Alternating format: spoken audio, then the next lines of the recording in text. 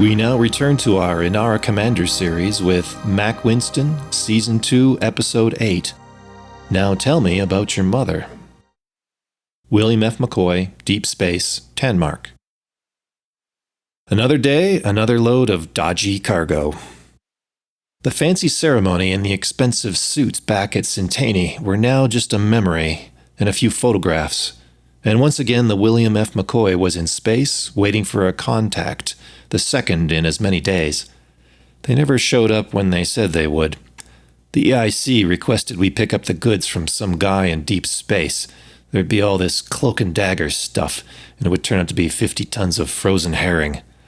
I idly thought I probably ought to open up one of the containers and see what else might have been hidden in there. It seemed like a big effort to go to just ship another load of frozen fish. Just so long as they kept paying us, I could keep a lid on my curiosity. He was supposed to be here half an hour ago. Are you sure these are the right coordinates?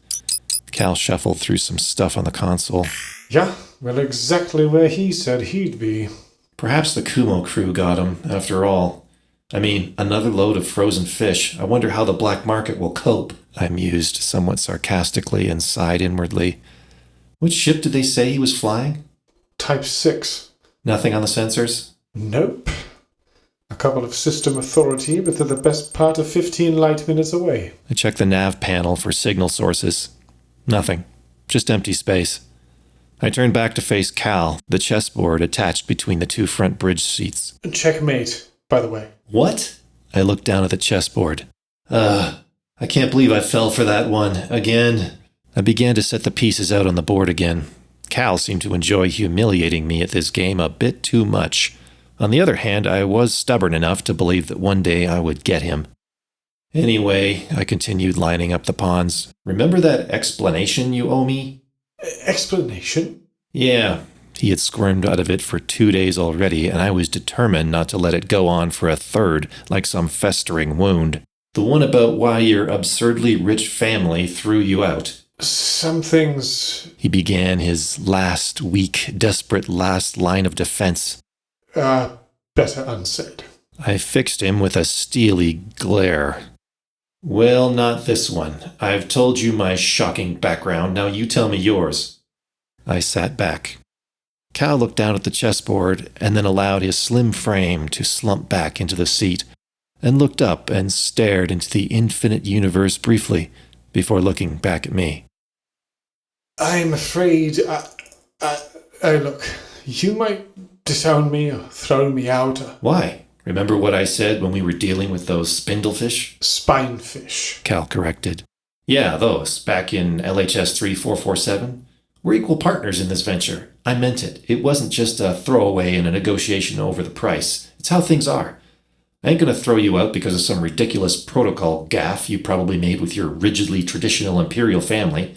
I mean, so long as you weren't having your way with one of the horses. The horses? He asked, shocked. You didn't? No, I did not. Well, what are you worried about? I asked.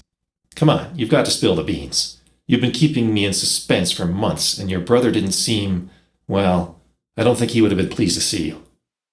Another sigh. Cal seemed to work himself up. My curiosity was stronger than it had ever been. Had he murdered someone? No, it couldn't have been that serious. After all, Admiral Hendrickson had remarked that he would have been tempted to do the same had he been stuck with Cal's family. You know, if it helps, remember I'm not from the Empire. I ain't gonna get upset about something that may have offended the aristocracy. Cal drew a deep breath. You know what my brother was doing? Putting on the party in Centani. But that used to be my job. I nodded. Okay, and so... Except he was unpaid. As the eldest son, I was expected to waste my youth on running the family business, to eventually take it over when my father retired. That doesn't sound too bad, I asked cautiously. My father was 45 at the time. Caesar Minotaurval, still going strong at 130 or something.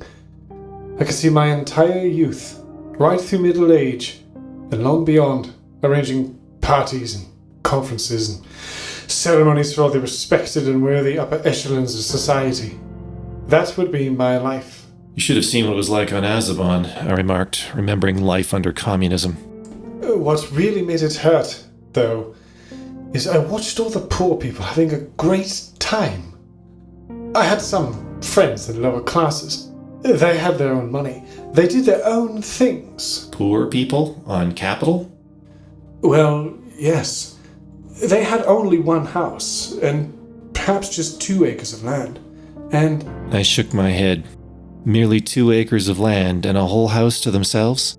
The contrast between Capital and, well, pretty much anywhere else was being brought starkly into focus. On Azabon, we were lucky to get a tiny one-room flat to ourselves. A whole house and 2 acres of land was what the poor in Akanar had? I smiled at the thought. My whole life was mapped out already. I would do all the running around, planning parties, buying the goods, renting halls, you name it. I'd be doing this pretty much for what seemed like forever. My parents would find me a suitable bride from the aristocracy. She would probably be some kind of minor princess, or perhaps the daughter of some influential business family or whatever. I'd have this loveless, incompatible relationship thrust upon me and be expected to just stick it out. Are all rich imperial families like this? Not all. Most. So I'd get married and live miserably. So many in the Empire are quite happy with this. They don't need to make any decisions. They just get Cal gestured with his hands, becoming more emotive with each word. swept along by this tide of rich comfort with no self-determination, no free will, and they inflict this on their children. Just a nice, dull, comfortable existence. All the while getting their entertainment by rousing up some sort of pointless conflict with rival families. I wanted to do things I wanted to do, even if it was only go and have beer with my less well-off friends. So, what did you do? I hatched a plan. I frequently had to travel and find suppliers and arrange payments, that kind of thing. We had one particularly long trip to get a shipment of Lavian brandy. It's a restricted supply, but grease the right palms and, well, you know, I opened my own account. I never had one, but I decided I would just do it. I figured the Bank of Zeons was far enough away from Akanar that my family wouldn't find out. I then started to move all the business transactions through that account. Didn't anyone get suspicious? Nope. After all, it was in my name and the company was in our family name, Vasquez Entertainment. So no one thought it out of the ordinary that payments would come from a Callum Fernandez Vasquez. So I would take the invoices and mark them up, just a few tenths of a percent, and put my account and routing details on the invoices. No one really paid attention if no one was screaming for a late payment, and I'd make sure the real invoice got paid straight away. But occasionally we'd have a really big party to put on, like the one in Sintaini. A couple of tenths of a percent of all the invoices. To put that on was a lot of money. I leaned back in my seat. You must have siphoned off $1 million at least by the end of it all. Yeah. All I wanted was to be able to go out on nights with my friends. So I did. But nothing excessive or stupid. I should have just slipped off into the night once I had enough. But I didn't. Then the problem was Enrique. Your brother? Yeah. Younger brother. He's just 18 months younger than me, but that meant he wasn't in line to take over the business. He's not like me. He rather likes the idea of getting married off to some rich wife, being provided for, and playing silly political games against the other rich families of Akanar. He was always very jealous of me having the very things I actually hated. He noticed I was socializing. And? He figured I had to be getting a source of spending money from somewhere. He suspected I'd been doing some business on the side and kept digging and digging. I was astonished when he actually found the truth. Gleefully, he realized he could get rid of me forever. He found out about the invoices and confronted me before telling my father. And that, I suspect, was an uncomfortable meeting? Yeah. My father did that whole I'm so disappointed and saddened speech thing, designed to humiliate, and that forced me to hand all the money back and leave immediately. I tried to protest, but he had already the internal security service ready to arrest me if I didn't comply. So I was thrown out and shipped off to Thessaio to become an imperial slave, the usual fate for those in debt. But when I paid the money back, I didn't quite pay it all back, and with the last of it, bribed the loadmaster of the transport I was on.